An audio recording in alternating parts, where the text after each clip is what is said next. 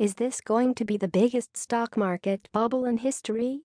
He has been making similar claims for some time. While he knows his stuff, when it comes to hard money and politics, his knowledge of markets and mass psychology is limited at best. Let's examine his statements one at a time and determine if they hold any weight. This market is in the biggest bubble in the history of mankind, and when it bursts, it could cut the stock market in half, he told CNBC's Futures Now Thursday. You know what they say, tomorrow never comes, so waiting for an event that you have determined to be inevitable based on faulty data is a recipe for disaster. We already stated that one day this market is going to let out a massive dose of steam, but that is part of the investment cycle.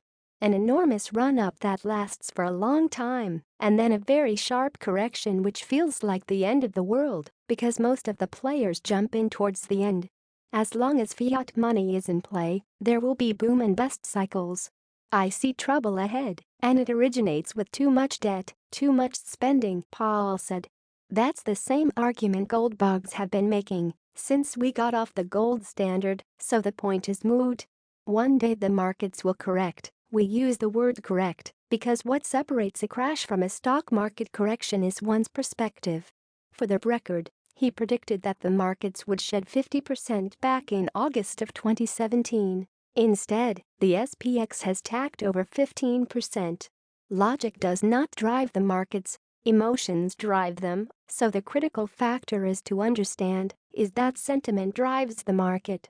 The Congress spending and the Federal Reserve manipulation of monetary policy and interest rates. Debt is too big, the current account is in bad shape, foreign debt is bad, and it's not going to change, he said. We have a president who likes to spend. He is not concerned about the deficit, said Paul. The entire premise is wrong. If the debt were bad, then the markets should have collapsed the moment we got of the gold standard, but that has not come to pass. Debt is terrible only when one is no longer able to service the debt. As long as you can service the debt, you can use it to generate copious amounts of money, as long as the trend is on your side. When the trend changes, businesses can move into other investments or pay off their debt. This viewpoint applies to business and not individuals. Individuals, on the other hand, should think twice or thrice before taking on unnecessary debt. The Fed will keep inflating, and that distorts things, Paul continued. Now they're trying to unwind their balance sheet. I don't think they're going to get real far on that. Again, nothing new here, the Fed has been doing this from day one. Instead of creating $1 million at a time, they have moved up to billions, and then they will move to trillions at a time and possibly quadrillions. As long as the masses accept fiat, this scheme can continue indefinitely. The government will keep spending, and the Fed will keep inflating, and that distorts things, said Paul.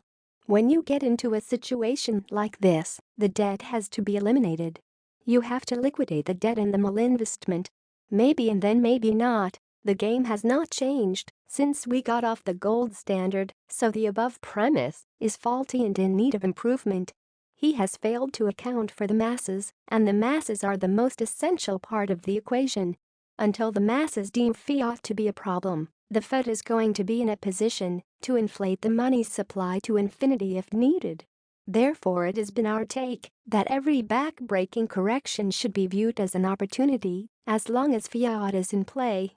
However, we prefer to fine-tune our entry points. Hence we use our